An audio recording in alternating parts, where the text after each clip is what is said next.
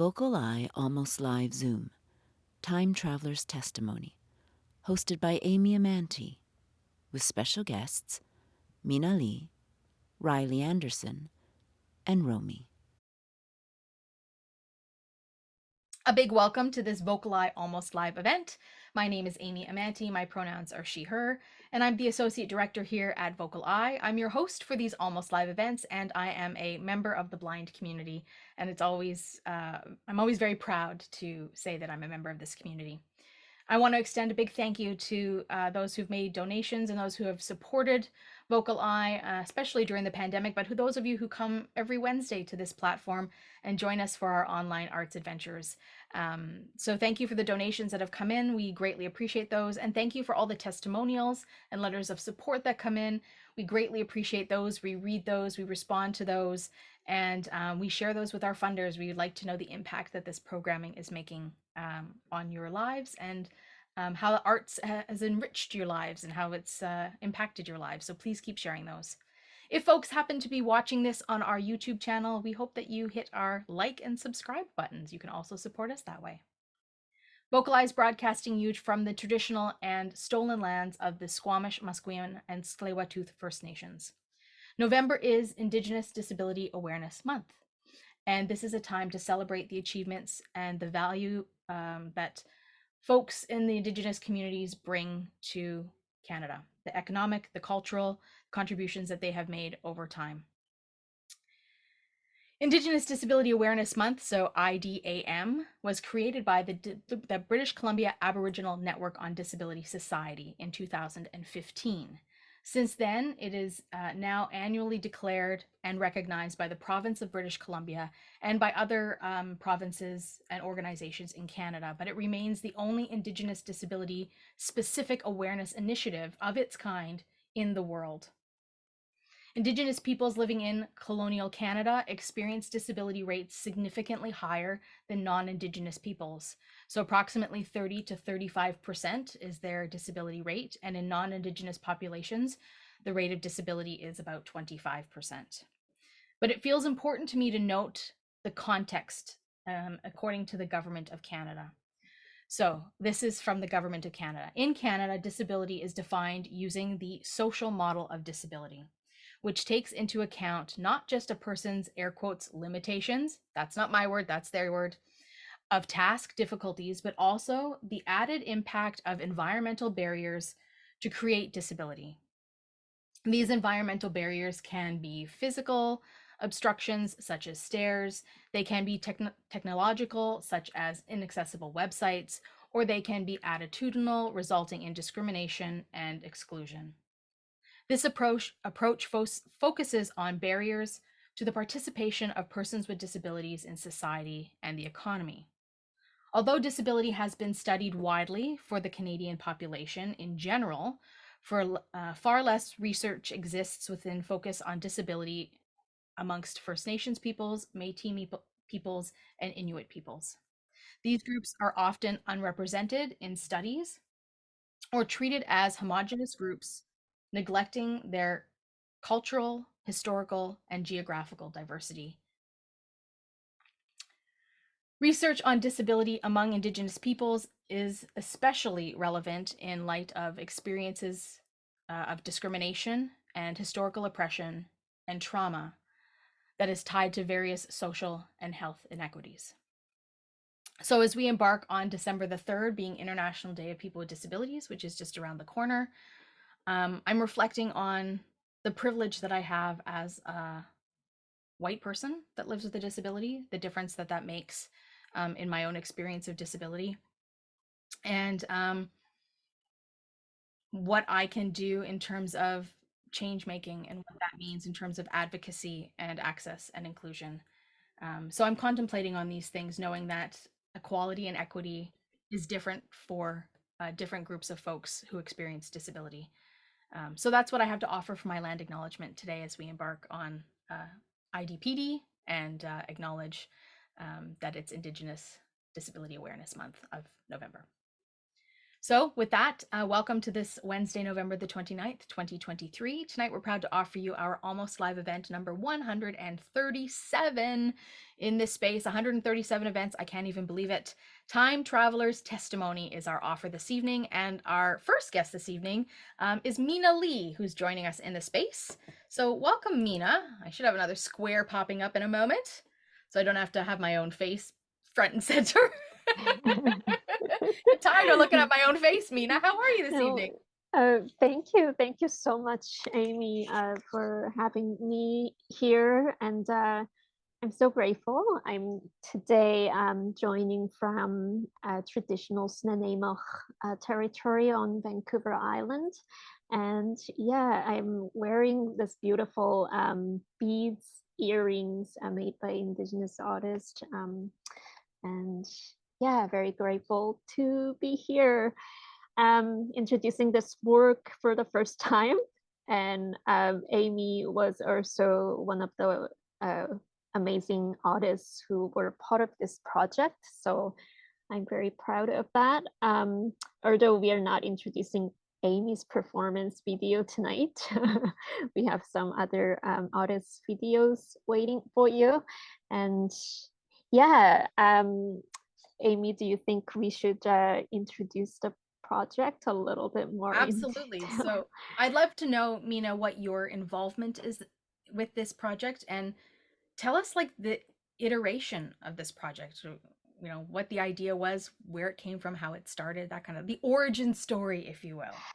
Yeah, so I'm a multimedia artist myself, and I was interested in working with many people and on the subjects of environmental sustainability, and also, you know, because we are living through climate crisis and all kinds of environmental destruction, that yeah, I wanted to give those issues weight as an artist. And I was introduced to those amazing archive of interview materials that were from many years ago, like 25 to 30 years at the time when I was introduced to. And I was fascinated by them because I thought those are very important to be shared in our times, because it seems so relevant as we're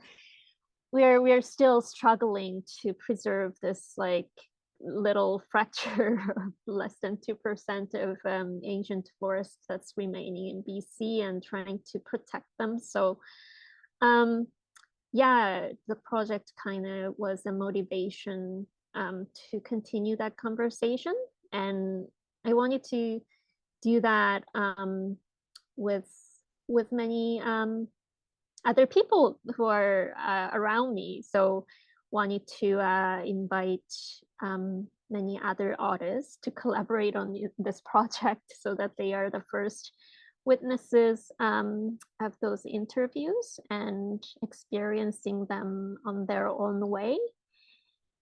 Yeah, so this is basically archival interviews that capture very powerful voices of 8 ancient forest protectors and 8 artists. We matched with them, and also there are some other artists. I saw actually Jessica and Wryly present today, who joined as media artist and audio artist, and we all listened to those interviews and responded to them in creative ways. So these interviews are about this protecting ancient forests, and specifically during the time the Clacqua Sound times of mass protests were happening against the logging of the rainforest. So yeah, the artist's creative responses to those voices, old voices, seem very still relevant in our time. So that was the kind of the key point for the project to me. And this group of artists were invited to witness the voices, and then some of the artists are kind of coming from different backgrounds, like carving, music, movement, visual play, live installation, writing, and more. And I think I'm excited to introduce some of the way in which artists were having conversation with these voices. And yeah, we'll go from there. And all the credits, all the wonderful artists we who are part of this project. I could introduce all of them, but also I want to invite everyone to come to the website later, so that you do have the full credit, but also other videos where you can meet all the artists. So just kind of leaving a little bit of that room to invite everyone back to the project. And I'll pass it on to Amy. Yeah, thank you for that. Just spreading the little breadcrumb trail, right? Mhm. Okay, this is a good foundation to build on with this project. So we've got archival interviews that are like 30 years old, folks talking about climate and their forest protectors, and these were recorded 30 years ago. And artists are responding to snippets of these, right? Because like these recordings were hours long. That's But right. the So pieces that we're gonna watch are mhm, not hours long. They're that's 15 right. minutes long. Yeah, thank you for pointing that out. So the original interviews were like between 1 hour to 2 to 3 hours. So we invited artists to listen to the original interview, and then we had some conversations back and forth, and um, yeah, allowed them, asked them, gave them room to select what resonates with them, so that they can choose maximum 15-minute content from the original recording, and then we worked with them to make a media art video piece together. Okay. So I want to talk a bit before we hit play on we have 3 videos to share tonight, but before we hit play on our first video, I want to talk a bit about the access lens into these videos, because we are asking artists to respond to recorded dialogue, essentially. So the dialogue that we were hearing is not the artist's voice. It is the interview from, let's say, 30 years ago, right? So we can't add description into it because we would be traipsing all over the dialogue, the interview dialogue. So so how are we making access to these videos? Yeah, so we decided, actually, it was Amy's advice. I'm very grateful. We provided audio introduction for each video, so that just overall visual um, um, visuals of the video and key information is delivered very in the beginning of each work. So you will yeah, listen to those audio introduction before the video and the interview. Mhm. Yeah, it's a bit more of a creative access approach. So Yeah. you'll get some of the key visuals. But I find that just listening to the interviews is interesting enough, because when I listen to the interviews, I recognize that they're 30 years old, but they feel very relevant to today. And that in of Mhm. itself fascinates me, how it feels like we're having the same conversations, Right. right? It's frustrating at Yeah, the same time. frustrating Yeah, at the same time. Yeah. interesting for sure. And it's how people's resistance is, continuing, is encouraging. That is hopeful. Yeah. Okay, let's introduce the first video, and then we can talk a little bit about it after we play it. Chrystal was supposed to be able to join us in the space, but at the last minute hasn't been able to attend, so we give space for that. How would we like to introduce Chrystal's video?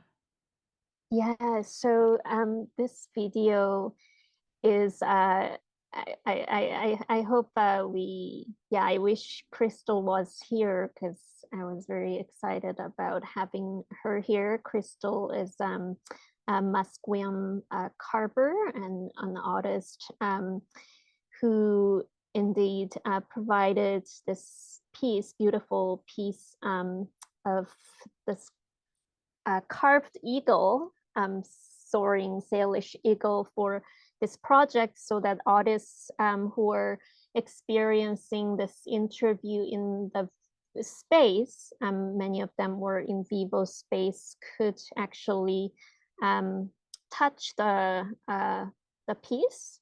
I think she used a yellow cedar and feel the carving and or looking at it, whatever way the artist wanted to engage with. And I hope Amy can share a little bit of that experience later. But yeah, this testimony, Chrystal was interacting with this interview done with Kelly White from originally from Snuneymuxw Nation, which I'm currently based on. So another indigenous knowledge keeper. It's a very engaging interview. So I hope you enjoy it. Awesome. I say we don't hesitate and we get Rick to hit play on Chrystal's video.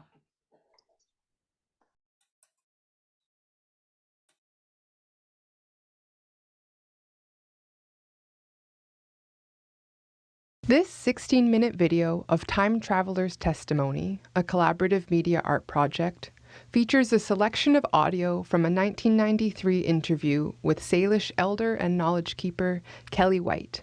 The audio selections were made by participating artist Chrystal Sparrow, a Musqueam carver, designer, and storyteller.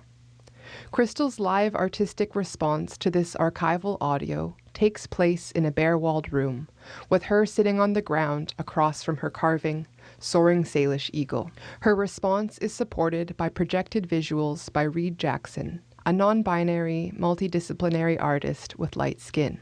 The room is dark, quiet, and still. Chrystal sits on the floor on a thick gray mat, leaning against a large white plinth in a pool of diffuse light. Her dark, wavy hair is tucked behind her shoulders, and her long beaded earrings rest on her collarbones.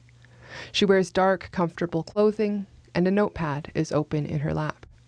With her back supported, she rests, eyes closed and listening. After about 2 minutes, she begins to write in her notepad, filling pages and placing them around her. She keeps writing and resting, calm and contemplative, for the duration of the response. Across the room from Chrystal, displayed on a low wooden stand, soaring Salish eagle sits, facing her, in shadow. The eagle, which was created specifically for this project, is carved into a plank of yellow cedar about the size of a large cutting board. Sparse, graceful lines show the eagle's outstretched wing, and swishing, parallel curves, accentuated by rich purple paint, show the motion of long feathers. Behind the wing, unpainted and harder to see, is the eagle's head in perfect profile, the refined lines of skull and beak framing its piercing Salish eye. Projections illuminate and animate the blank wall between the steady anchors of Chrystal and her carving. These visuals are calm as well. They alternate between organic textures created by applying leaves and petals.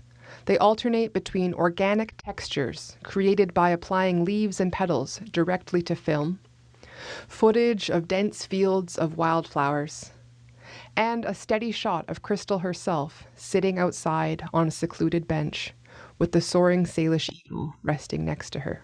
Intermittently laid over the slow rotation of these visuals is a trickle of typed text, short phrases in a clear red font.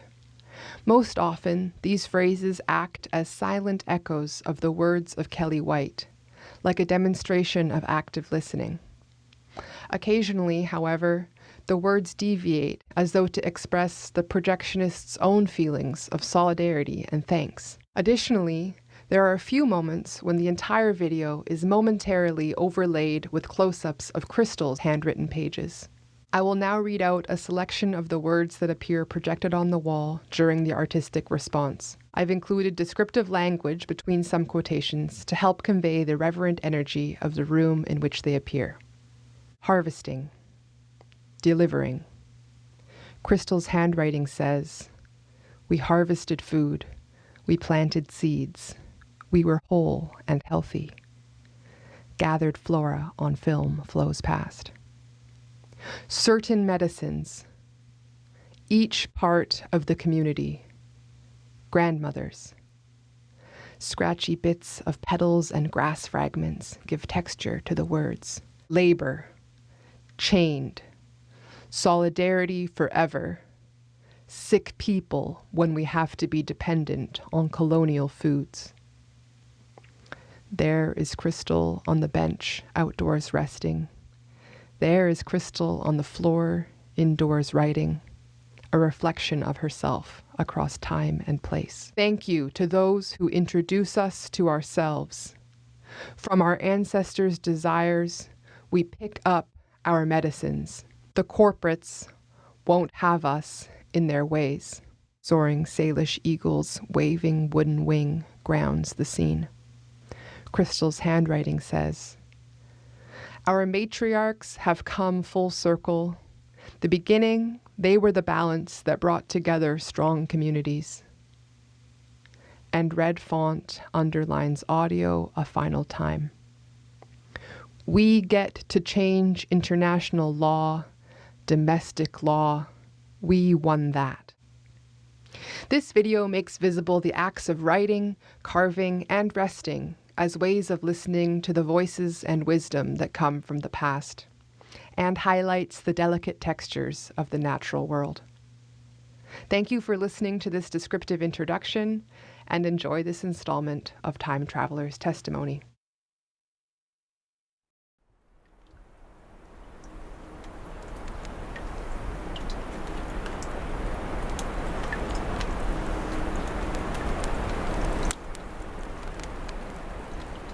Being matriarchal, our harvests were and planting of seed and hunters were directed by the grandmothers. They were the ones that maintained the solstice directions. Like at every season, the councils met and were advised by the grandmothers who was going to be going out to seed and who was going to be harvesting and who was going to be delivering that to the communities as the needs were fit. In starting off as a child in the Nanaimo area, I recall having massive gardens. It was very important. It was almost a sin. It was a sin to not go out and plant seed. Every family from the eldest to the babies were packed on backs of the mothers to go out and plant seed. Every year we were harvesting all year round something, either drying the food or meat, preparing the ceremonial menus, as well as the harvest throughout the year for the big gatherings of our Siao and Coast Salish areas. And since I was born, I could remember everyone packing up to go and participate in some community event about harvesting, about living off the land, or if we weren't preparing to go fishing and hunting, we were moving camp to go see shellfishing and gathering seaweed, and then if we weren't doing that, we were, as a community, going out to pick medicines, and there was only certain families that picked the roots, and certain families picked the bark and the other medicine, the plants, and certain ones that just did the hunting, and they stayed there in their categories. Well, the system, the sovereign system of living off the land depended on each part of the community for means of survival. The women's councils were the last, the grandmothers were the last part of the decisions, although they didn't go out and speak. Though every single one had their portion of our means of survival every day, and without that balance, well, with that balance, we maintained the family system, the tradition, and then by strengthening ourselves and our families and being independent, firstly, we had a strong community fold. Thereafter, in the 60s, our elders worked with the province to build the commercial fishing industry based on the traditional lifestyle and the format of harvesting and distributing of the indigenous in the Pacific Coast Rim. And so the commercial fishing industry was opened by north of Vancouver Island mostly for indigenous trade happened and bartered, and most of the interiors came to the coast to trade, and the north of Vancouver Island was Grand Central Station for the people of the Alaska and the North Coast, came also on their canoes to the North Island, and between the Haida Gwaii and the north of Vancouver Island, from the 40s to the 60s, the provincial and federal government moved in their area and based their canneries and their economy and how to deal with the commercial, and launched a commercial fishing industry by trade, used the native people and the ethnics in the aftermath of the Second World War. All the ethnics were put kind of out near reservations with the Indians, and the white peoples had their own societies. So the colonials came in, had all the ethnics work the labor of the commercial fishing industry, but they didn't profit. They were chain commanded. They weren't. There was no way to be promoted. They always worked the assembly line, and the colonials kept the ethnics in that position up until the unions moved in and took over totally, probably by the late 60s. And then the structure of the economy of this part of Canada were built by the labor of the ethnic peoples and the life of the ethnic peoples, and were managed and by the European colonials of Canada, and mostly the United States. Non-native peoples is who usurped the profits and maintained the proceeds of those international trade things now. Even you can see our smoked salmon and our shellfish packaged with native names on there, but it's not the communities of the ethnics that benefit. We have people now. We were shut down on the whole island for toxic waste because of the pulp mills in the 70s and the 80s. The provincial and federal governments put environment protection acts against the indigenous peoples, even for our food fishing, for our food hunting, and they were rotten anyways. The salmon were born with no eyes, and their flesh was rotten, is rotten now, and the deer are contaminated, the elk are sick, and the plants grow no more. They were all pesticided out, but still they put policies against us to not have a harvest. When you go home now, there's no berries, and there's no community out there harvesting. Everyone's harvest is on Safeway's shelf store. We're totally dependent and colonized now. No one lives off the land, even when we try to, when we go hunting. They're rotten from the inside, and we can't eat that anymore. And so then we have a really, really, really sick people internally, because we have to be dependent on the colonial food, which isn't designed for the health of any nations. It's plastic, and we're lesser. Our age, living off our own lifestyle of food and living off the land. Our elders used to be 120, 130, and now the elders are 40 and 50 years old. At the most, you'll see somebody 60 because we're so sick because the land is sick. You lay down and put them to bed.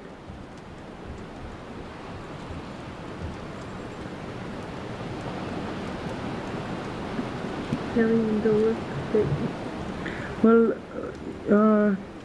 you know, when I was a teenager, police were taking guns against us for shellfishing. And also the game wardens were chasing after us with rifles when we were out hunting. And you know, we were taught to hunt, and we were taught how to butcher and how to harvest, of course, you know, the means of living off the land. So we ran from them for years. Then I went and met the Cache Creek armed occupation in Kenora and the fishing occupation in Duncan that were led by people from Alcatraz, and the other Cache Creek and Kenora were helped by people from Wounded Knee. And those times were really bitter, really angry. And I joined like that, right straight from white Mormon foster homes for years to frontline armed occupations. Very raped, very molested, very bitter, physically, emotionally, and mentally. And the abuse, the systematic abuse was to us. We were so raw wounded that as teens we gathered cross country without knowing each other, without being organized. And that's the way we went for a few years. And then we met people from American Indian movement that said it's not arms, we're turning into the enemy. Those weren't made from our people, those guns and those bombs and the crossbows, all that ammunition didn't come from our people. Thereby we were turning into the enemy ourselves by taking their tools. And people from AIM in Arizona and South Dakota areas specifically introduced us to ourselves when we went down there in mid-70s in the aftermath of Wounded Knee. And I learned a lot throughout the Wounded Knee trials and the Peltier trials and that. And after those shootouts, because I wasn't there, I was there after in the trials and everything. And they taught us when we were introduced to ourselves to go home and pick up our own fireplaces. And they taught us that the desires within our heart, not from ourselves or our education or what we went through, but from our ancestors' desire to live off the land and to survive. So we picked up the medicines, the language, the ways of our peoples, and moved from there. Came back to Canada in the late 70s and represented the province as environment movement. The environment movements derived from BC's blueprint and moved into a national movement in the 70s, from the west to the east. And then the government pulled the Indians on the environment movement, and then they gave money to the environment movements with job descriptions, with only we could discuss certain things with the budgets from the governments to the environment movements. So I represented the steering committee for the province in the 80s and met with corporate presidents and invited the corporate province by province to meet with the Indigenous peoples and told them, look, we have all the research of the pollutants you're putting out, and we helped the Indigenous peoples to document their own environment and promoted them to document their own environment protection acts based on our criteria of our lifestyles and our background, rather than following this colonial EPAs that were kind of designed just to decorate the assault of the earth and the pollutions, and sort of just to put a blanket over them and, you know, change the subject so that there would just be policies implemented in words only. So we furthered the process and invited the Indigenouses and gave tours by province to the corporations and said, well, please be advised, this is on your area. This is what's dying as a result of this corporation in your territory. We ran across the country in 1982, 1983, and stopped at corporations and documented corporations and stopped at penitentiaries and took statistics of people that were in penitentiaries, and that was throughout the 70s also. And then the 80s we launched a healing process by the penitentiary institutes, changed the constitution of the government by the will of the people that fasted for 60 days to promote while we're infected by society in all ways. And we wanted the majority, 60% of our populations were going to jail by the 70s. 60% of 300,000 people were being criminalized, designed by the legal system to assist the corporations to remove us and relocate us to the penitentiary system, not as the relocation was in the 30s and the 40s, just to move us away with other ethnic groups from the white societies coming in. So it was a different relocation. And this one, from the 70s, our people have been POWs so that the corporates wouldn't have us in their ways. So we went from meeting the corporations to the Indigenous and having that happen in the 80s. And we went to having to the parliamentary proceedings and met with MPs and external affairs. I met with external affairs and parliamentaries for at least the last 4 years of the 80s. And then in the 88 went to the United Nations and met with the World Bank and world governments and lobbied on that area. And we lobbied the countries to come in and take a look for themselves at Canada. And we had launched, the country was in violation of all the agreements and treaties. And we also launched that the corporations' partnership with the political Canadian government were having in effect apartheid rule and the violation of the right to life of all Indigenous peoples, and we provided every treaty in the country for evidence against Canada. United Nations, we worked that from 1977 till 87. It was finally agreed in 1988 when I went there for my first time that the United Nations not believe us or trust us, but that they assigned, the World Assembly assigned special investigators to come and further investigate our complaints of violations of human rights. So then we get to change international law as well as national law. Domestic laws are commanded with Indigenous peoples at the table now.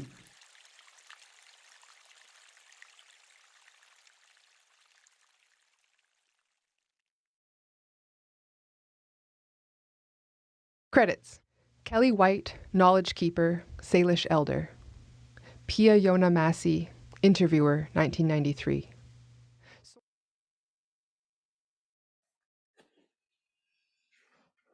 Okay. That was Chrystal Sparrow's video. Let's see if we got Minah joining us again. Now we had invited Chrystal to the space to talk about her work, but unfortunately she can't join us, so I can't ask her about her experience and her reaction to this 30-year-old interview. I mean, Yeah, I know she is right now carving, so she thought this carving piece will be finished before this tonight, but then she just has to continue. But we she's know on an that artistic role, right? yeah, we know that that's the most important thing for Chrystal, so we just send our best energy for her to beautifully finish this work. Yep. And yeah, I'm sure Chrystal's spirit is here. And yeah, I was very moved by this like very calm internal processing of Chrystal, just writing through something like her own processing of the interview while listening to this. So some of the writings were actually overlapped to the video, and I think that was the choice we made artistically. Well, I know that I'm putting Mhm. some folks on the spot here, if we may, because we've got Yeah. Jessica and Wryly in the space. Mm, And mm, mm. maybe they want to pop in and just say something quickly about. So that means Yeah. our VocalEye folks have to allow them to turn their cameras on if they want to, Yeah. For because mhm, there's some other things happening in the space artistically, the sound, and mhm. there is a screen with a few visuals in the background, and maybe we can just talk about that process a little bit since we don't have Chrystal with us.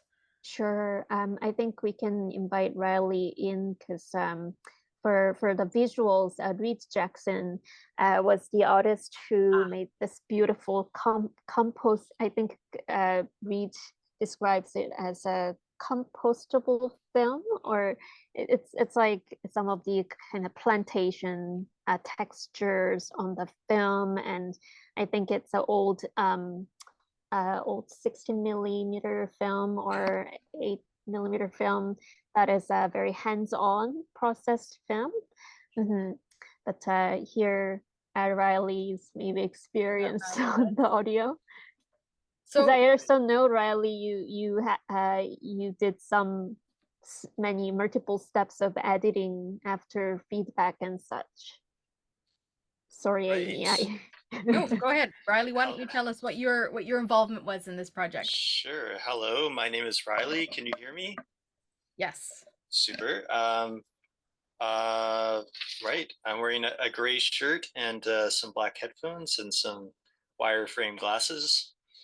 You can see my tiled ceiling behind me. No, I mean, there is a tiled ceiling behind me, is what I mean to say. Um, I'm also on the Nanaimo land, where Minah is at this same time. Right. My role was audio, uh, both providing and editing, and amongst other things like captioning and such. But the audio, right. So initially, in the time period before we actually got to be in the space with the artists, responding to the material, and after that, reviewing the material, I had put together a soundtrack that was based, uh, collected from the area around Nanaimo, knowing that Kelly White was from the area. So I imagined putting on her ears and going around and collecting sounds.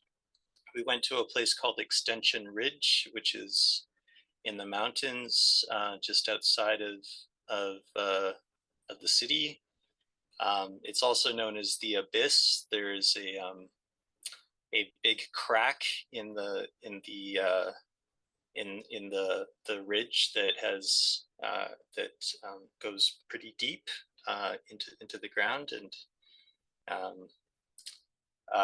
so we walked around that area on the ridge, and there coincidentally is a firing range in the valley on the other side of the ridge. So while I was collecting sounds, there were a lot of gunshots going off, which was a little bit startling, but also kind of curious. So I had put those sounds in. I know that there is some talk. Kelly is talking about both hunting on one hand and using rifles as collecting food, and on the other hand, there's the tension with the RCMP and the police and such. So there's kind of this tension that I thought might be brought out in the shots. However, uh, after Chrystal had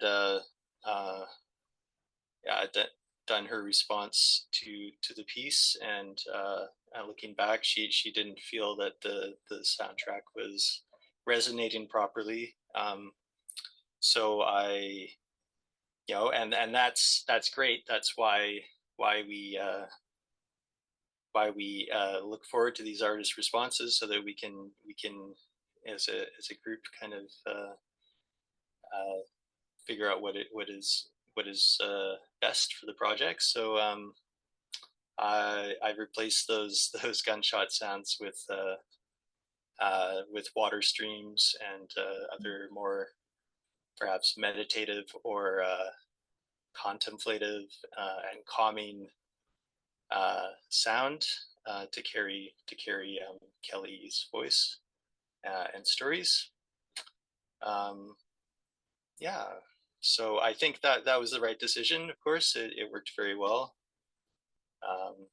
So no regrets, but it was an interesting journey getting there. And what's the process of actually recording sounds live in the field? What does that look like? I have a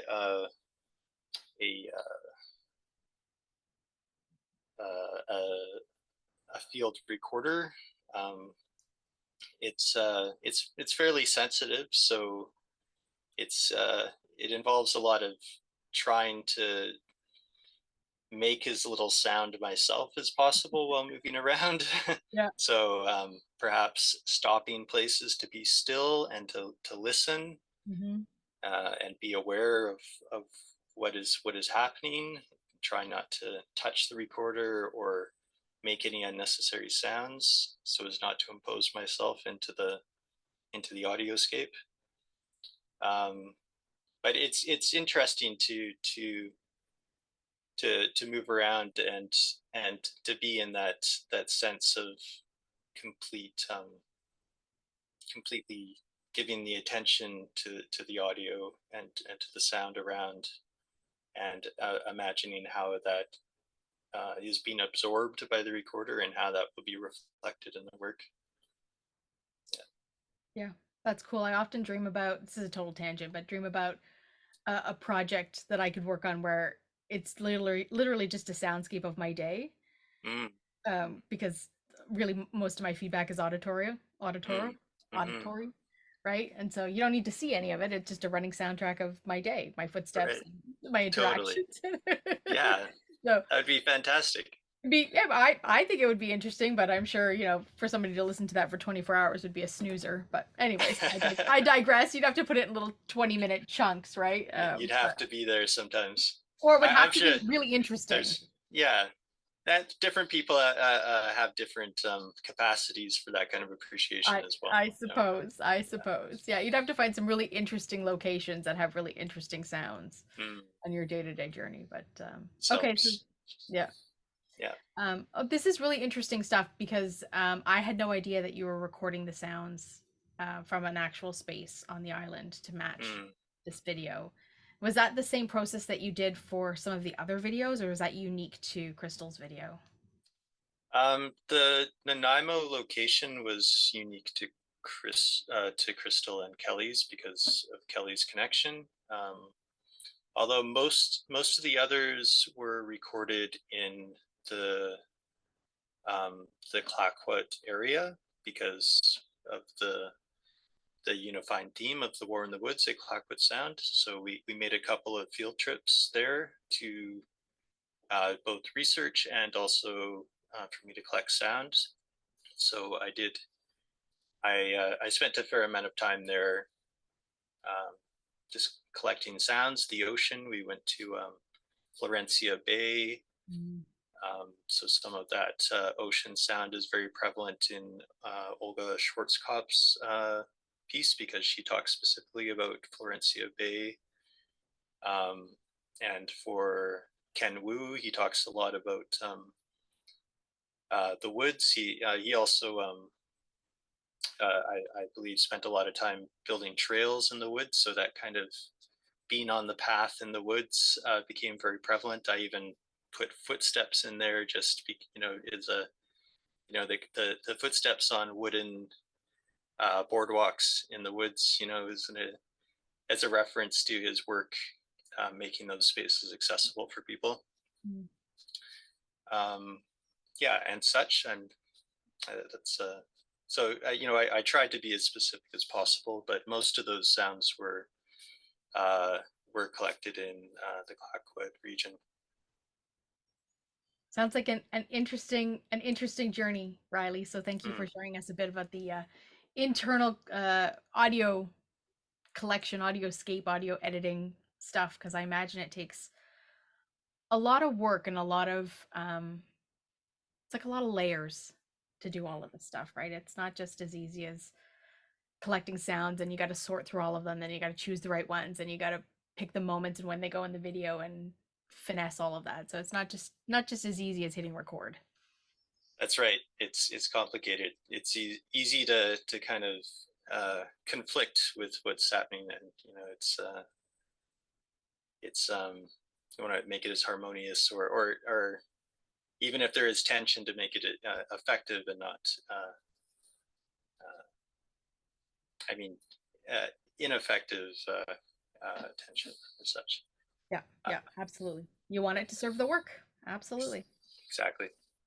All right, so we're gonna say goodbye to Wryly for the moment. Goodbye, Wryly. Goodbye, Wryly. And Minah, I'll get you to introduce our second video and second artist. Okay. Yeah, very exciting. And another artist who couldn't join tonight is so busy and booked. There's another event Matthew Ariaratnam was already booked for, but Matthew is a very talented guitarist and a musician, and Matthew responded to the interview done with Merv Wilkinson. Actually, the woods Merv took care of is also not far from where Wryly and I are located, and here on the island. So yeah, I hope you get to know more about Merv's stories. Merv passed away some years ago, but his legacy is still present. Awesome. So we'll hear Merv's voice in the interview, and Matthew is the artist and guitarist that's responding to the interview. Here we go, Rick. You can hit play.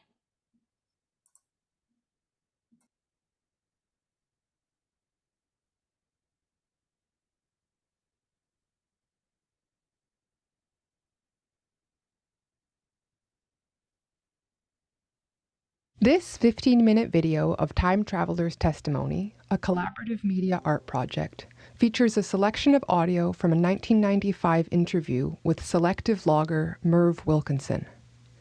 The audio selection was made by participating artist Matthew Ariaratnam, an interdisciplinary sound artist, guitarist, composer, and listener with Sri Lankan ancestry. In the video, Matthew responds to the archival recording with his electric guitar while he sits in an empty room with projections cast onto the walls. These projections are created live by Jessica Gabriel, a queer, multidisciplinary artist with light skin. The room is bare and dark, dimly lit by two projectors. There's a thickness in the ambience, almost like being underwater. Matthew, a young man whose features are accentuated by his dark mustache and beard, sits in shadow in one corner of the room, his electric guitar never leaving his lap. Around him are his things, his amp, the guitar pedals, a mic stand angled towards his guitar. He looks at home as the flickering light of the projector's moving images dance across his body, his shadow cast double on the walls behind and beside him. He stays seated, playing music for the duration of the performance. Jessica's projected visuals are a dynamic collage, illuminating the walls around Matthew to create an immersive, hypnotic frame. She opens with a wallpapering of natural silhouettes, blackberry boughs, pine cones, a giant centipede, all cast against a dusky wash of pale orange fading to cool blue. Moved by Jessica's unseen but steady hand, a spray of cedar needles creeps up the wall beside Matthew.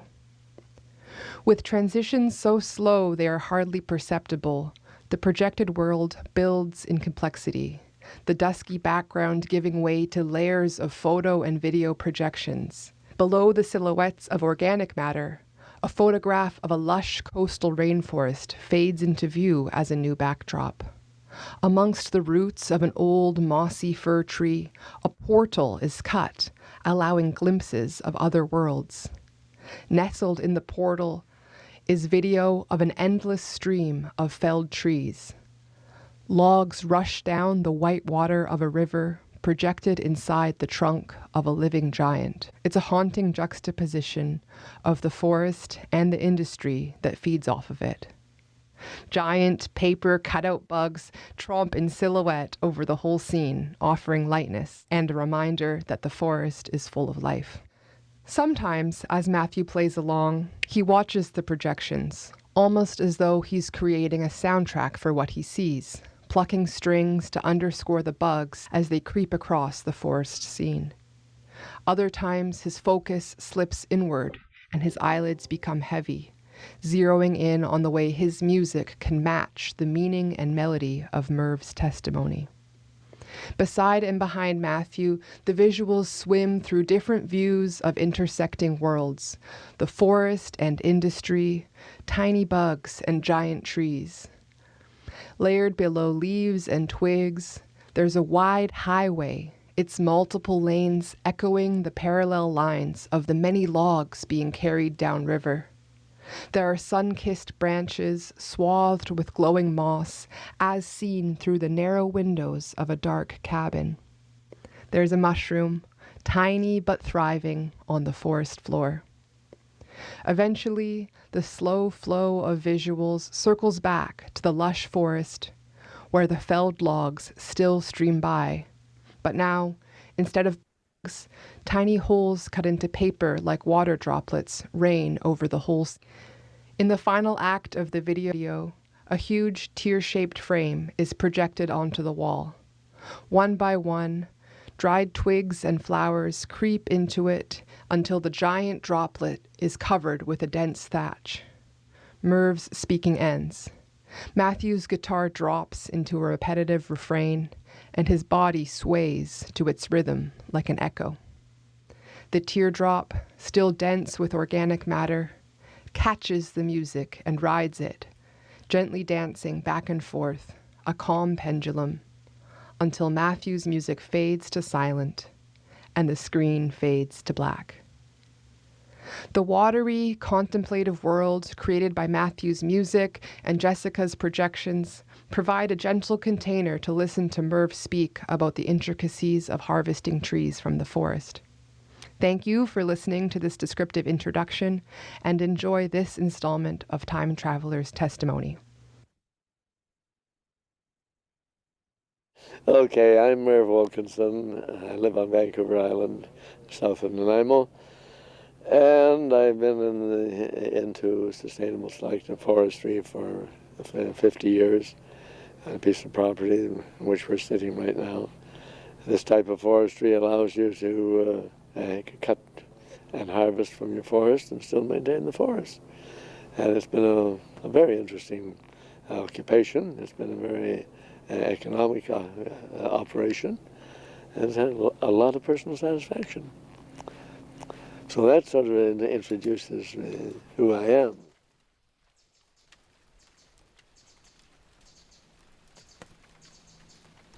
There is a story about people leaning against a tree or hugging a tree and feeling the vibrations of the tree. It's perfectly logical. There is a field around all living creatures. If I stand near to one of the animals that I have, like a cow or a sheep on my property, I can feel the presence of that sheep. Near a very large tree, particularly an old tree with a lot of character, there is a feeling. It's a difficult thing to describe, but it's there. And when I take down a tree, it's for some reason either it has died, and then the feeling is missing, or it is in some stage of decay. There's still a feeling there, but it's not in full force. You, within yourself, you are saying, I'm taking this tree down because to me that is one form, like the Aboriginal people, that always addressed the spirit, the creature they were taking. It's one form of letting the tree know why you're going to fall it. And there are some trees on the place I would hate to have to fall because they're so much a character of the place, and they've meant so much to me, and I think I've meant so much to them.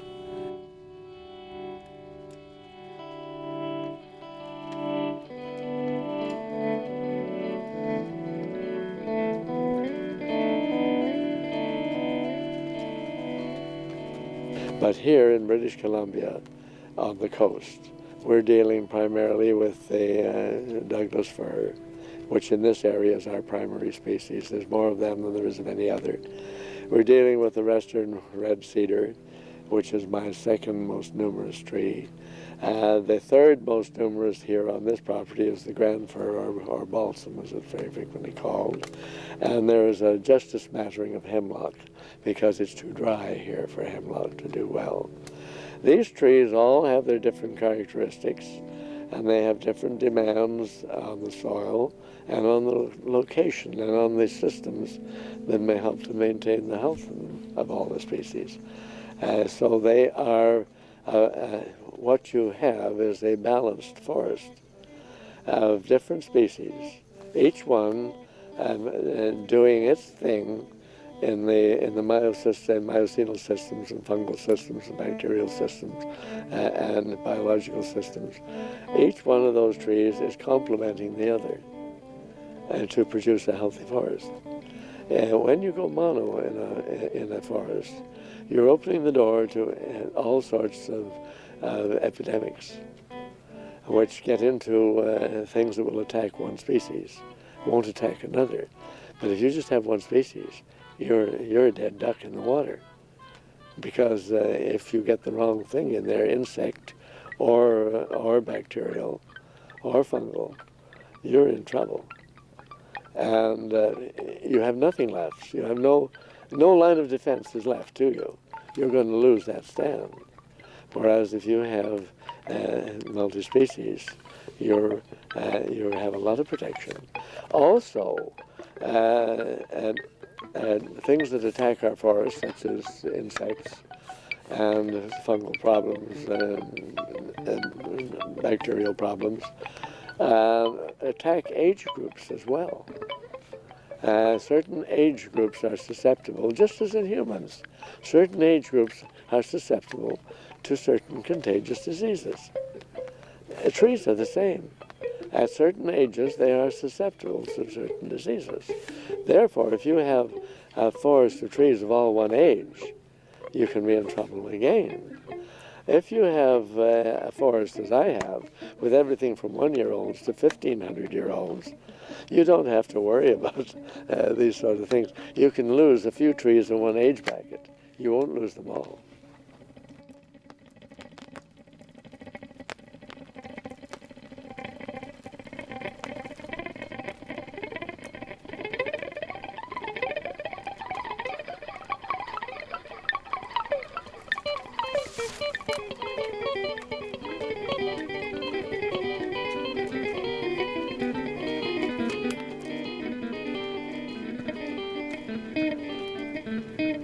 Exactly. The trees you see starting today, you will never harvest them. Somebody else will. And that's the way we've got to start thinking about our forests. Not just me and now, and how much can I get out of it now, but how can I see that the forest will remain so that my great-grandchildren will have something as well as I.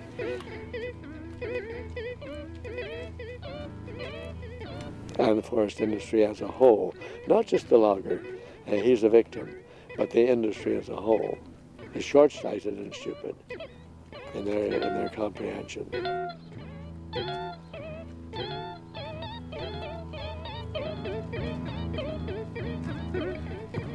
Because the population has been kept deliberately ignorant. We have spent millions of dollars on the American continent to keep any knowledge of forestry as a practical out of our schools. Whenever a textbook turns up with anything in it that has any relation to forestry, the industry wants it taken out of the curriculum. That happened in Nanaimo here a few years ago, where a textbook showed up in our high school that had one page that simply stated that British Columbia's main source of economics was forestry, and that forestry was a big thing in British Columbia. And it went on to describe the trees and so on.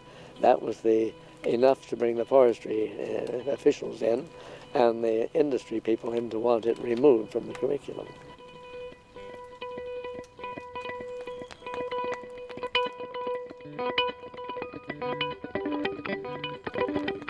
If you're just in it for money, well then you're shortchanging the forest.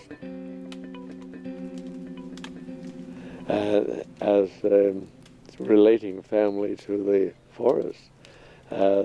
forest is a family of trees, animals, plants, creatures, bugs, insects, the whole running bete. And so we have around us the classical example of family. The interplay between the individuals is what makes well, it's what makes life worthwhile.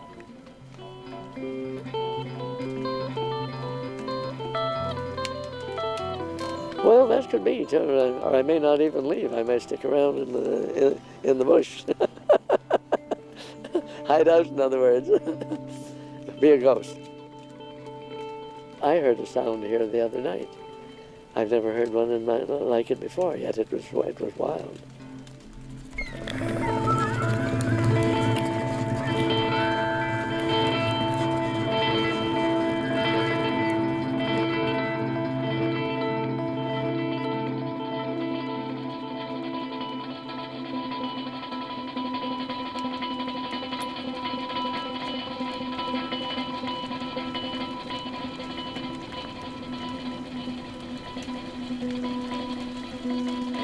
The Douglas fir is our major tree. It is very strong. The wood in the Douglas fir has very great strength. It has good durability. It has, for instrument making, it has its resonances too. Fine grain fir is prized by makers of guitars, mandolins, and different other stringed instruments. The Douglas fir grows very tall and very straight. So it formerly was used almost exclusively for a while for the masts of sailing ships because of its strength and durability and its resilience to stress without checking or cracking. The Douglas fir is our tallest tree here in this area, and so it sets the tone of the canopy for the forest. The canopy is full of birds and insects suitable to that altitude from the ground, to that distance from the ground. And those insects and so on have a lot of purposes other than just feeding the birds. They are, in a lot of cases, pollinators. They have controlling factors over other insects that might be detrimental to the forest. They help to the balance. Now, I'm not an entomologist enough to go into the role of the different insects, but the Douglas fir has its own family of creatures, all the way from squirrels to insects and wood-boring worms.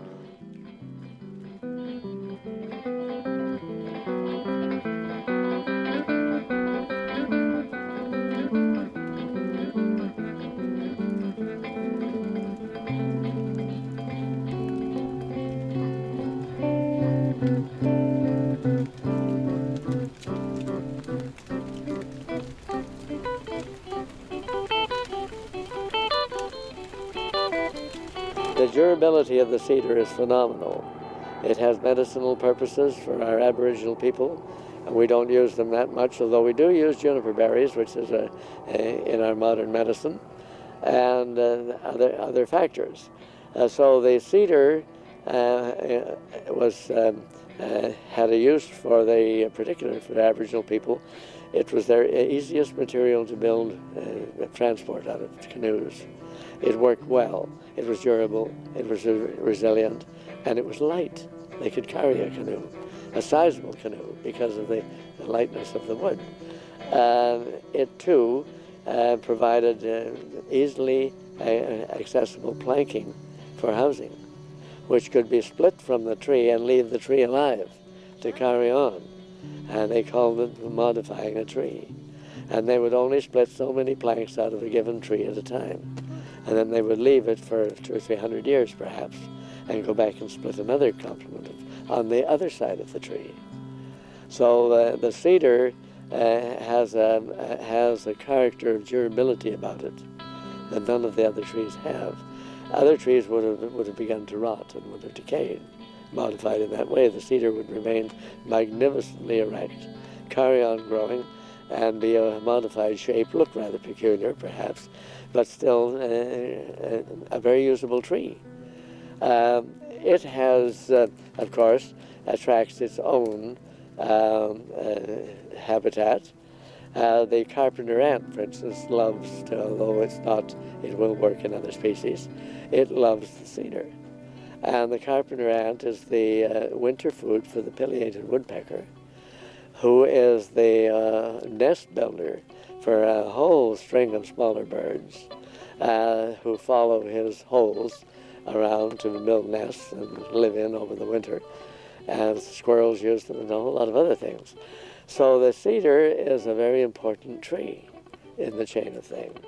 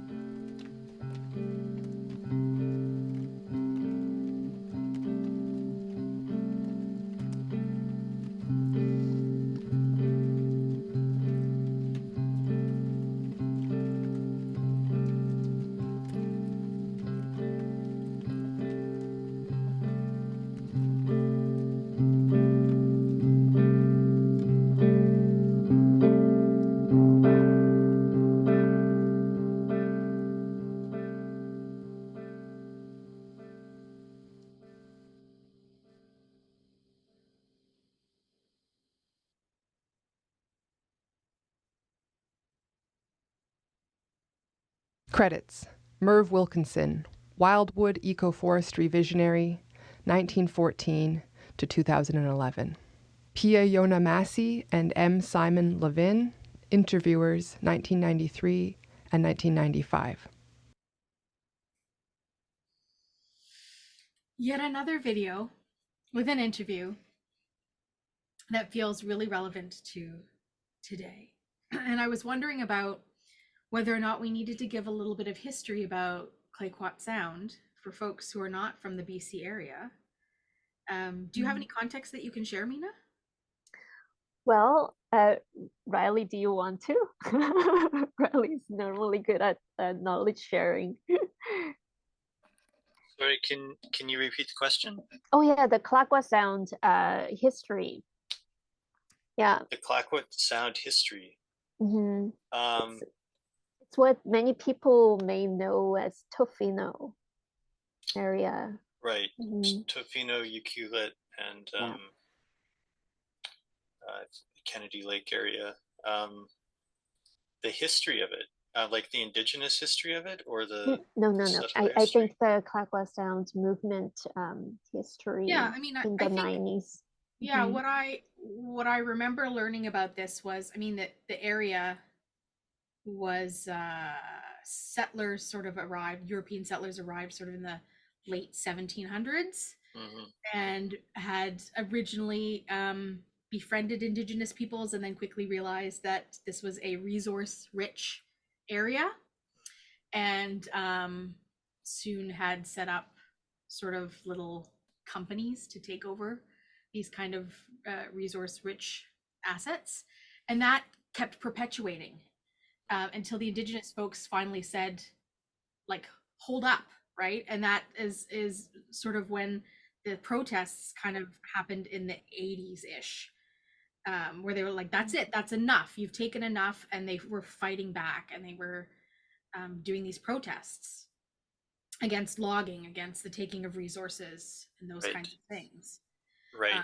But that didn't happen overnight, right? That started from the landing of settlers. Yeah, I mean, resource extraction definitely, like, it's been a long fight, and then in the 90s, I think, with the massive logging of the ancient forest, people were really, like, largest amount of people, protesters in Canada's history at the time, I think, came That out was the to what was the company? McMillan Blodell. That's yeah. right. It's McMillan Blodell Exactly. that came into log, and then I think a bunch of folks got arrested, right? Yeah. Because For sure. they were, like, tried. Yeah, hundreds of people were tried for, like, interrupting industry, or like sanctioned industry or something like that. Yeah, we are not introducing this video tonight, but we do have a video. Actually, it's very interesting because the listeners of the video were basically the son of the activist who was arrested at the time, as Sephora Berman, who was kind of like one of the leaders of the movement at the time, and was arrested. And the son and I think a nephew of Sephora Berman were the listeners who chose the audio for that video. So if you are interested in the history of that resistance, definitely come back to the website when we share it after the event. And then check that out. That's going to be the testimony number 8. Yeah. So there are some visuals that Andrea kind of pre-described in this piece. That would be a Jessica thing, wouldn't it? Yeah, Jessica. We'd love to have Jessica to hear a little bit about the piece. Oh, did Jessica just leave? Oh, maybe she did. Yeah, I saw that maybe Jessica was afraid of us grabbing her. Well, maybe you can just share a little bit about what that was like from the terms of the setup, because there, the space is like, it's a studio space. And so really, Matthew and Chrystal, before Matthew, were kind of stationary in one spot. So they weren't doing a lot of movement, but they had walls behind them that were projecting some stuff. And so the walls behind Matthew in this piece were projecting some things, and Jessica was running a projector. So can you talk a little bit about what Jessica was doing in the space? Yeah, so Jessica was using both digital video projection and also using another layer of overhead projector, which is an old form of projection. Oh, do I remember those from, like, high school days when you put the acetate on and, like, your teacher would write on the projector? And yeah, I remember those. Yeah, so basically Jessica does, like, really intricate art of layering them together and make a very magical visuals, like almost dreamlike visuals that are kind of like really drifting, immersed. I don't know, they come really together very smoothly. She's an amazing artist doing those type of things. So and Jessica loves certainly forests and bugs and all the materials they use. They're really, I don't know, they seem organic and ecologically just like coming together with the theme and stories and voices and music. Jessica herself is a musician as well, so it's very rhythmic with whatever sound and audioscape that is present. Mm-hmm. And did Matthew share anything about the musical process? Because I could hear the twanging of the guitar, and some of those notes were kind of, well, they were pretty twangy. But yeah, very. Was that all improvised? It was all improvised in the Yeah. space. Because that's kind of the idea of this, right? It's the artists are responding in real time to what's being said. That's right. Yeah, absolutely. I think Matthew was really feeling it along. And another thing is that we noticed, all of us kind of noticed that the audio Wryly prepared and Matthew prepared, it's like so many layers of audios that we probably wouldn't need Wryly's audio at that point anymore. Like, so that give the room fully to Matthew's live improvisation. That's a lot of kind of like, oh, okay, we bring materials, prepare and bring it, but also let it go lightly. Right. Mm-hmm. Right. Yeah. Right.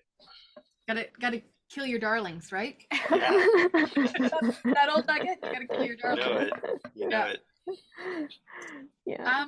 Okay, maybe we should introduce our last video, and then we have Romi, the artist, in the space to come and chat with us about that after we watch it. So, how would we like to introduce this one? Okay, Romi, I almost feel like I want to get Romi in this video. Skim, Romi's drag name is Skim, and I almost want him to introduce himself, but we'll wait for him. And this specific performance, Romi, a Skim in this video chose to perform with Reid Jackson, who was the media artist for Chrystal and also this video. So they decided to perform together. How exciting. It all came together like after we had the meeting together.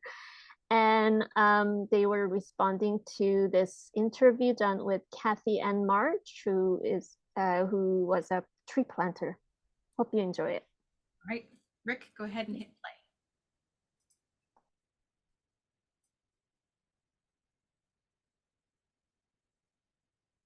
This 13-minute video of Time Traveler's Testimony, a collaborative media art project, features audio from a 1993 interview with tree planter Kelly Ann March. The audio selections were made by participating artist Skim, a gender-fluid, second-generation Korean drag and interdisciplinary artist, who worked in collaboration with Reid Jackson, a non-binary, multidisciplinary artist with light skin. The artistic response, which takes place in an empty room with bare walls and concrete floors, consists of live scene building performed in front of a large projected video made by Reid. In the empty room, Reid's video is projected onto the far wall. This projected video shows a forest scene. An old fallen tree is framed by a young cedar on one end and a thick trunk on the other. Beyond the fallen tree is a wash of verdant green. Closer attention to the projected scene reveals that many small tokens from the working culture of the forestry industry have been placed amongst the trees and brush. For example, thin strips of blue marking tape, used in the industry to designate which trees will be cut, have been tied along the length of two low branches to create a subtle decorative fringe. Additionally, a set of dirt brown saddlebags, the kind worn by tree planters, are camouflaged in the foreground, and a red bandana and green plaid shirt, clothes commonly worn by workers in the bush, are draped amongst the trees. In this projected video, Reid, wearing a reflective work vest, and Skim, dressed in a pair of bright red overalls, enter the forest, picking a careful path towards the fallen tree. They each take a seat on the ground, their backs resting on the log. Side by side, they gaze out towards the dense forest, where they stay for the rest of the projected video. Meanwhile, in the empty room where the video plays, Skim and Reid walk solemnly across the bare concrete floor, their bodies casting shadows over the versions of themselves projected onto the walls. With the exception of Reid's reflective vest, which Skim helps them into halfway through the performance, they are both dressed as they were in the forest. And in the room, it is easier to appreciate the queer-coded details of their work outfits. Skim's red coveralls are accessorized with white platform sneakers, and a shiny red visor sticks straight up from their head like a crown. Reid wears dark overalls, and a utilitarian headband holds down their floppy brown hair. Most strikingly, both have their faces painted white, with makeup done like elegant drag clowns. With the forest scene projected behind them, Skim and Reid calmly fill the empty room with objects. At first, we are left to wonder about the logic that compels them. They bring in a piece of red cloth, 2 mic stands, and a chair, taking care to place each one with precision. When they begin to carry in objects familiar from the forest scene projected on the wall behind them, Skim and Reid's intention becomes clear. They are building a replica. The mic stands stand in for trees and branches, and the plaid shirt is hung at exactly the same height as its forest double. They work together to carefully tie the blue marking tape fringe along the mic stand branch, and eventually, the dun-brown saddlebags are placed to rest limply on the concrete in the foreground. To complete the scene, Reid and Skim spread a small mat on the concrete and sit on it, side by side, their solemn clown faces facing forward, a mirror image of their resting pose against the fallen tree in the projected video. Carried in by Skim, Chrystal Sparrow's soaring Salish eagle, a carving of an eagle on a small plank of wood that appears in a few other installments of Time Traveler's Testimony, rests across their laps. After looking down at it in appreciation for a moment, they lift it, catching a frame of the projected forest floor onto the smooth surface of the cut cedar. The slow and steady pace of Skim and Reid as they rebuild the forest scene in the empty room provides a reflection on dedicated, creative practice that juxtaposes the labor of making, creating, and planting with the labor of taking away, clearing, and cutting. Thank you for listening to this descriptive introduction, and enjoy this installment of Time Traveler's Testimony.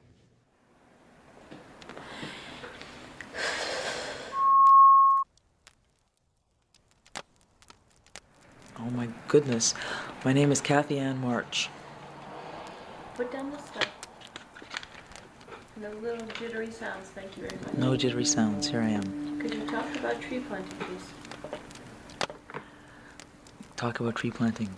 This feels like an FBI interrogation. Talk about tree planting. Tree planting. Okay. Another tree planting day. And it's usually uphill. Funny thing that it's always uphill. And there's a rule of thumb. The trees are planted 2.7 to 3 meters apart. And they have to be consistently spaced 3 meters apart, 3 meters apart. Once you get the hang of it and you understand the lay of the land, it becomes second nature as to where trees go. And once you understand it, and it becomes an unconscious effort, then your head's your own throughout the day. And you can sing, and you can think. And you can make some pretty good money while you're at it.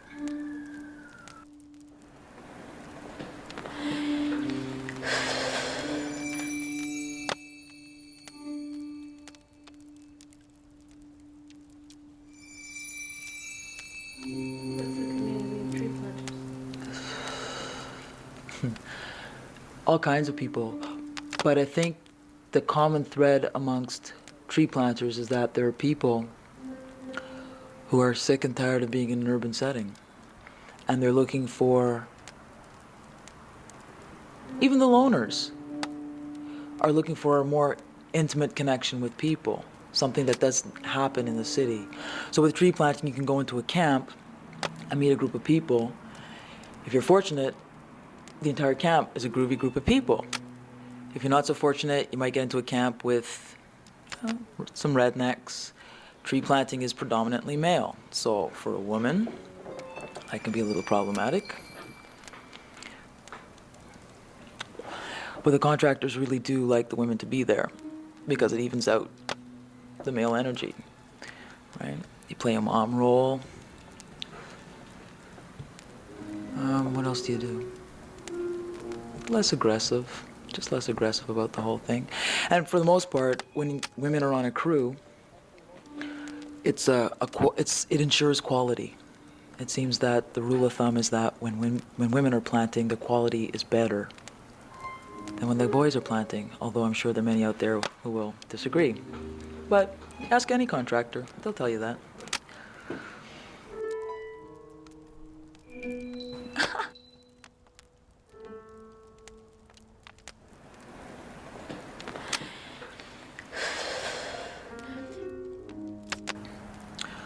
Another tree planting day. It's pretty repetitive, so all the days are pretty much the same. I can tell you about... Okay. I can tell you about a day. An extraordinary day. There are no extraordinary days. There are rainy days, there are days where it's snowing, there are days where the burn you're planting on is too hot and your nose and your mouth's full of soot. But there was a day when we were planting north of Prince George, and there were two little brown-skinned boys up there, and I can't remember why they were there or where they came from, because it's pretty rare to see brown-skinned people up there, black people. Why they were there or where they came from, because it's pretty rare to see brown-skinned people up there, black people. They'd be doing their thing, and they were young. I think the youngest one was maybe 10, and the older one was 12 at the most. And the next thing we knew, there was all this hullabaloo. What's going on? Well, the kids had wiped out on the trike and hurt themselves pretty badly. So the question becomes, what were these two kids doing working that kind of a job? So all the rules are broken because there are no rules, and you're making your own rules to a certain extent. So all the rules are broken because there are no rules, and you're making your own rules to a certain extent.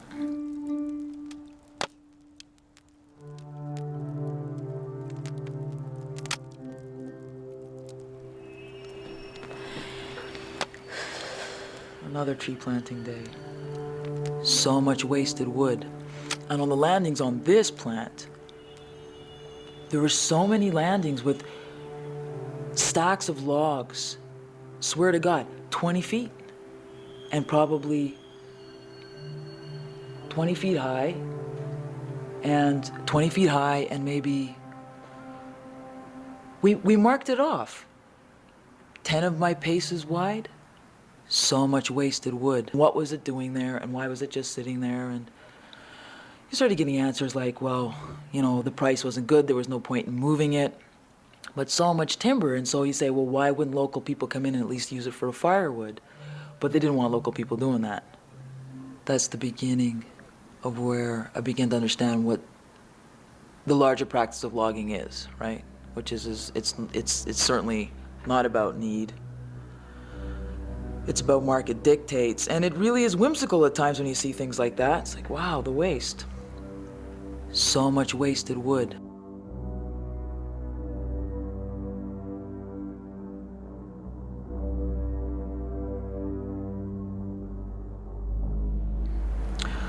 Another tree planting day. Wind is blowing, and it's blowing hard, and things are crashing all around.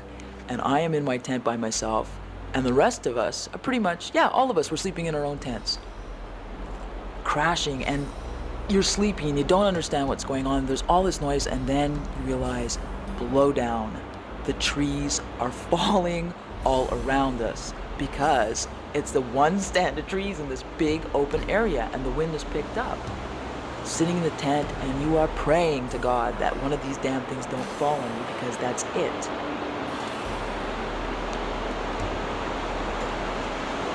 So this is hours. It feels forever. It feels like a lifetime before the wind breaks and trees stop falling. And I'm afraid. I'm afraid to get out of my tent and see what's happened to the rest of the people I'm working with. I'm calling out from my tent, and there's no way anybody can hear you because it's so loud. The wind is loud, the trees crashing, they're so loud. And not one of us was hurt, not one.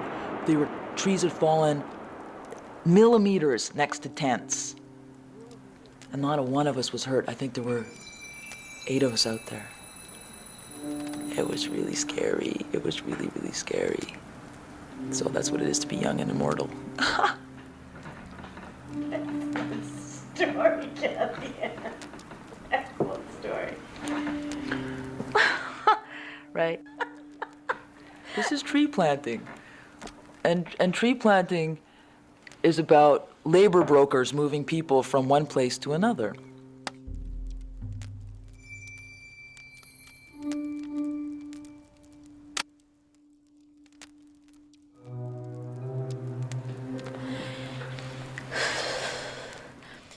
It's interesting. Have you ever seen a regen forest, like a forest that's been regenerated, a cultivated forest? Well, it's when I began to understand about nature, and I don't know any other way to describe it except what I call random order, that it has a beautiful order and symmetry to it, right? A beautiful order and symmetry to it. And that trees grow very straight. They do. In this order. And then forests, young forests, things that have been replanted. It's so funny that they have line, and they have this very fixed symmetry, right? Because everything is 3 meters apart. 3 meters apart, 3 meters apart. But if you look at the individual trees, they never grow as straight as they do when the winds have just dropped seeds there and they grow themselves. They don't consistently grow as straight.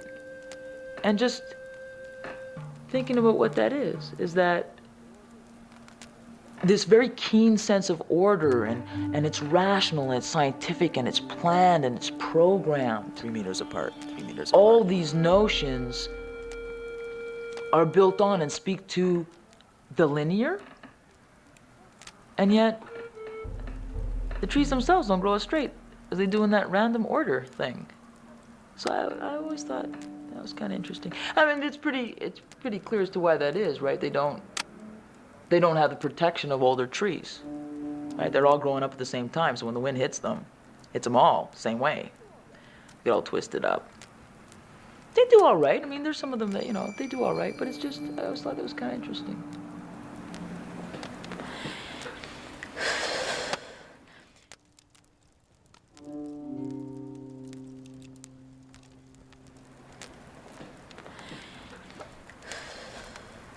Okay. This is what I know of loggers. It's this.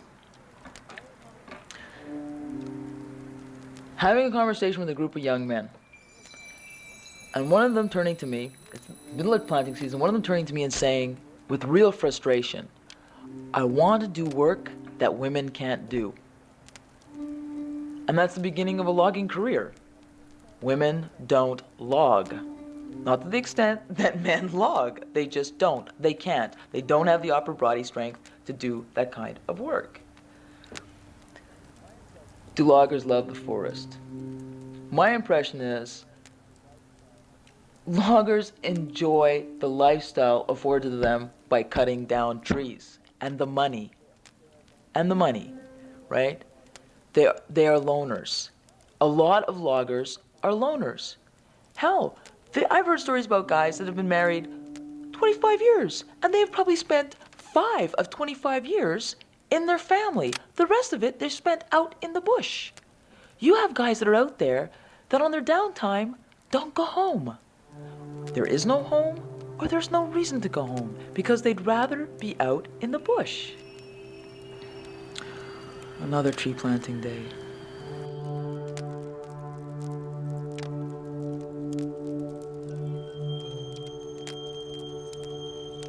Credits: Kathy Ann March, tree planter. Pia Yona Massey and M. Simon Levin, interview with Kathy, 1993. Source interview audio was produced and edited by Pia Yona Massey and M. Simon Levin during the thematic residency, Telling Stories, Telling Tales, Banff Centre for the Arts, Banff, Alberta, 1995. Interview audio editing, Romi Kim. Sound design and editing, Wryly Anderson. Camera and video editing, Alicia Burrows. Performing and media artists curation, Minah Lee and Pia Yona Massey. Project conception and management, Minah Lee. We acknowledge the support of Vivo Media Arts Centre and Canada Council for the Arts. Created and produced on unceded, occupied, ancestral and traditional Coast Salish territories. Canada Council for the Arts, 2023. Descriptive introduction by Andrea Cowden.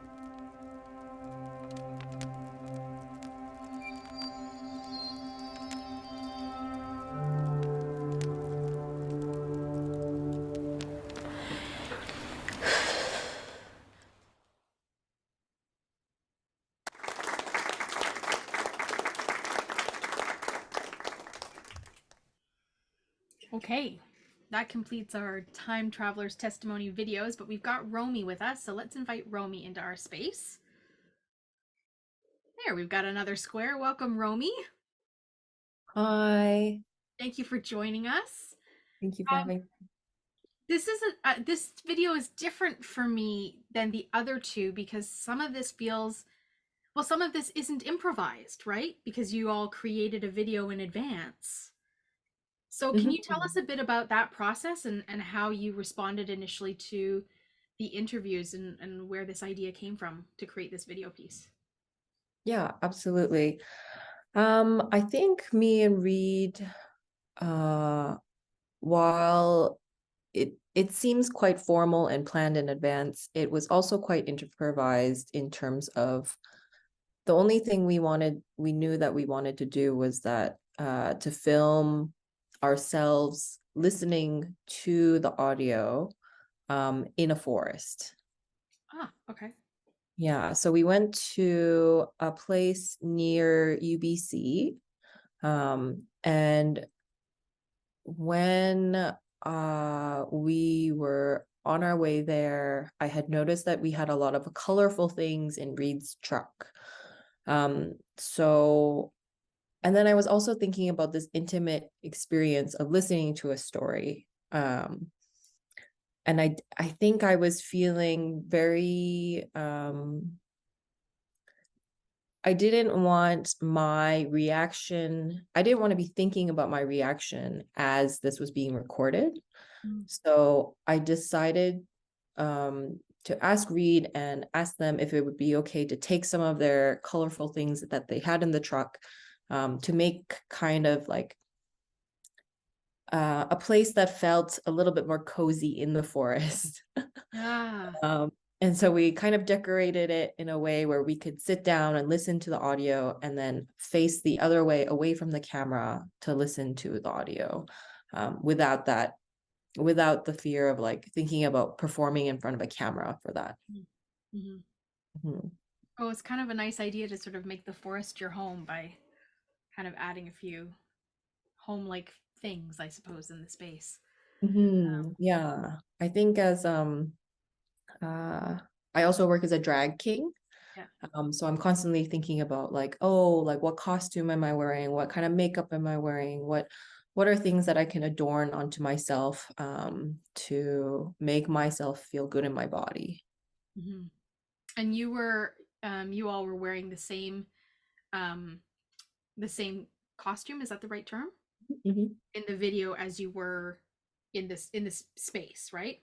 Yes, You were yes. dressed. You were mirroring each other, like mirroring the same thing. Mhm. Where did that kind of concept come from, in order like to have this video and then copy it in the physical space?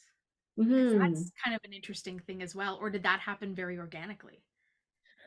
Yeah, I think it wasn't something that we had planned until that day. And I think, again, I was thinking about this audio, and like I had chosen and edited together the audio, but then it was also a collaborative experience because Wryly then also added music or sound to it. And so it totally changed that active listening again. And so we decided to, again, remake our kind of home in that gallery kind of space, using and improvising the items that were there, but then again, like adorning it to make it feel, I guess, a bit more comfortable for ourselves. When you initially listened to the audio in its entirety, because I know, you have to choose like a 15-minute section, or I guess edit together sections to make a 15-minute-ish piece. What was it about this particular interview that resonated with you? What was your reaction to it when you first listened to it? I remember thinking, like, wow, it feels so generous for me to be listening to this audio without knowing Kathy Ann, but also just hearing like her personality, the way she talks about tree planting, thinking about it as a system. It felt very generous, and I felt very grateful to be listening to it. And I think I decided, and I talked to Reid about this too. I think I was choosing parts of the audio that really thought through like the gendered aspects of tree planting, as well as the surprise of seeing two Black kids in that space. But of course, for myself as a person of color, I'm like constantly thinking about like how people of color have always resided in, yeah, so-called Canada. And then I also was interested in how Kathy Ann was talking about the trees, and like the order of them and the symmetry of them and them being 3 meters apart. I think she had like this really interesting language of like seeing the trees almost like as part of her own kind of system. That's really interesting. Yeah, there's a lot to unpack there, and I too thought it was really interesting, the gender dynamic that you had chosen. Um, and I wondered today, because this is again like 30 years old. I bet you that's all still very relevant. I bet you it's a very, air quotes, male dominant profession. Um, yeah, I bet you it's still very, I mean, I don't know anything about tree planting or the industry. I've not been involved in it, but I'm guessing that it's still very typically male dominant. Yeah.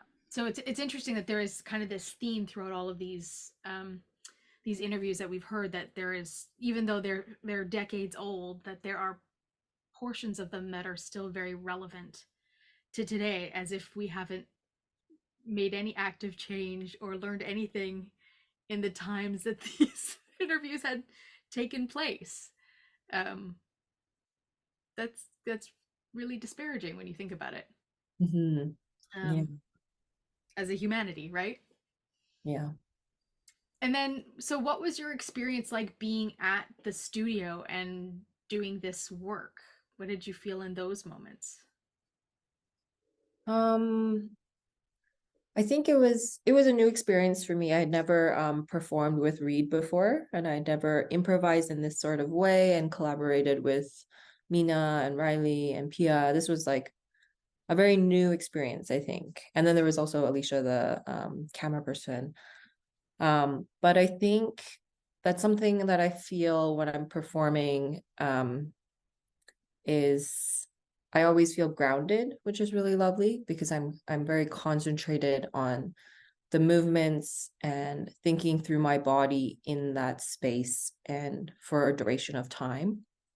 Because it was, while it was improv, it seemed maybe planned. It was improv, and we were listening to that audio in real time and then trying to place those objects mimicking the video in a kind of, I guess, rhythm in order to end the piece at the same time as the audio would end. Right, of course. That makes total sense. Yeah, you got to try and time that up. Yeah, so I think I was thinking a lot through time and my body in relationship to Reid, as well as the objects that we were trying to place. And one of those objects was the eagle carving that Chrystal Sparrow provided, and you all had that in your hands. Maybe you can tell our blind folks in the space what that felt like tactily to have that in your hands. Yeah, it was very smooth, and it was very, it was about maybe 30 inches by 15 inches. That's like a cutting board, right? Yeah, it felt like the size of a cutting board. It was quite, it felt like ceremonial, and I think that's why we decided to bring it in at the end, and hold it. And we held it together, which I think we were thinking about this honoring of a sorts. And I think we felt honored to have been able to hold this in the work, and then also wanted to honor like the end of this performance and this sharing of stories. And did it have when I think about cedar, it has a particular smell. Did it have a particular smell for you? Do you recall? The work, I think we performed it a couple of years ago, so I'm not quite remembering. I remember the smell of it. Yeah. But I remember feeling grateful to have been able to be able to hold on to it and touch it. Yeah. That's great. I'll let our guests know that if they want to ask Romi questions, if they want to ask Minah questions or Wryly questions, or you want to just share what your impressions were of this work, your space is here and now, so you can use that raise your hand function. If not, I'm going to just keep chatting with our guests, and we can bring in Minah back into the space and Wryly back into the space as well. But it's an opportunity for you all to chime in if you would like to do so. So I'll keep my peeper, my one good little tiny peeper on that participants panel just in case. All right, friends. So this has been a really lovely night, and I'm curious about where this project is now. Is it completed? What's next for it? What are we doing, Minah? Yeah, so the website, I was going to release and launch the website for this event, but then Amy said, no, that's not necessary. We're not sharing the website itself on the platform. So I decided actually it takes a little more time to iron things out and then launch it in December, but I will share the link so that folks can come back. And this, or so Amy, you really should share your work more. It was beautiful, and I really wanted to ask you whether you smelled the yellow cedar carving. I did. Yeah. How was it? It's a beautiful carving, and so it is about the size of a cutting board, and it's got an indentation into it. So it's, I guess there was a router used. And so it's a flat piece of wood with carving into the wood, as opposed to like a 3-dimensional carving, which is normally what we think of when we think of carvings, in the shape of an eagle, and the smell of cedar. Yeah. So it was a beautiful piece, and like Romi said, it nice and smooth. You didn't feel like you were gonna get a splinter in touching it. So you could really explore it with your hands. You didn't have to feel like that was a thing. And I know, Minah, that you originally with this project wanted to have like live audiences come in experience it, but pandemic kind of threw a wrench in that. Yeah, yeah. No, I mean, even during the pandemic, when we were working on it, when we were hoping that we can have like a in-person gathering after the pandemic at the time, just hoping and letting the audiences actually touch and experience the carving. I think that'll give really beautiful tactile experience. But yeah, that didn't happen, hasn't happened, but we'll see. Yep, sometimes you just gotta pivot. Sometimes you just gotta pivot. What are the next projects you all are working on? Oh, like outside of this one? Yeah. this one? What's next for you? Well, actually, there's something Romi and I and Wryly are cooking up. That's funny. Our relationship continues. Yeah, so not long ago, about a month ago, Romi and I went to Korea, which is our ancestral land, and learned about Korean shamanism from a shaman in the countryside, and it was amazing. And we're going to do something with it. Yeah. All right. Yeah, it was like learning about to me who was born and grew up there. It was the first time I really learned about my own tradition, like in-depth tradition, and also witnessed the shamanic ritual for the first time. What was that like for you, Romi? I think echoing Minah, it was truly incredible and amazing. We spent 1 week in a very rural town, and we stayed with this. I guess we stayed in a house, and we're very fortunate to get to meet members of the community, and study with the shaman and get to witness a ritual. And it was also my first time getting to learn and experience this. And I'd heard stories from my mother who grew up in Korea, but I was born in Canada. Yeah. It's very special. This will be a really interesting project. Wryly, have you been roped into this project? Been roped in to build a giant puppet, a giant Mago goddess. So we'll see how that goes. Yeah, so we Maybe learned they'll let about me play some music too. We'll see. Yeah, we learned about this marginalized goddess story, like creation story, but it was by a woman. That was like a shocking, because I only knew about this male-centered story of male god came down and then like married a bear woman, a bear who turned into a woman, and this bear had to go through quite challenging time, and it was just a little bit like I assume created during more patriarchal kind of recent history of like a male-centered society, but this much older story that is very important in Korean shamanism actually centers a woman, a goddess who created, and it was very like refreshing to me, to all of us.